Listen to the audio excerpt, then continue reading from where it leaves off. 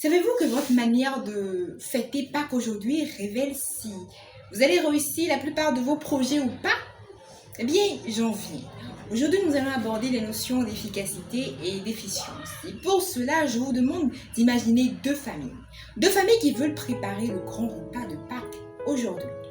Dans la première maison, tout le monde court dans tous les sens. La cuisine est surchargée. On a payé 3 fois plus que nécessaire et réellement, c'est à midi. Le repas est prêt, mais les cuisiniers sont débordés et la cuisine est un véritable champ de bataille. Dans la deuxième maison, par contre, tout avait été prévu à l'avance. On a fait juste ce qu'il fallait, on a préparé dans le temps et à midi, le repas est prêt. Et ici, les cuisiniers ne sont pas débordés, ils sont plutôt frais. Et ils sont prêts et la cuisine a été effectivement rangée.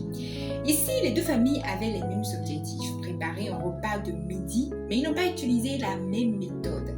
Et c'est justement là la différence entre l'efficacité et l'efficience. L'efficacité, c'est le degré d'atteinte des objectifs. Lorsque vous voulez voir si votre projet est efficace, vous vous posez la question, est-ce que les résultats attendus ont été obtenus ou est-ce que les objectifs fixés ont été atteints? L'efficience, par contre, c'est le rapport entre le degré d'atteinte des objectifs et leur coût. Autrement dit, c'est atteindre ces objectifs en optimisant ses ressources. Et quand je parle de ressources, je mets le budget, l'énergie nécessaire ou le temps.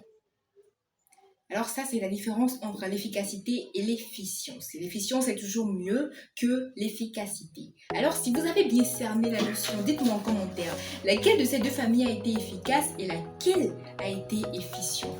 Et surtout, n'oubliez pas de vous abonner et à la prochaine pour une nouvelle vidéo.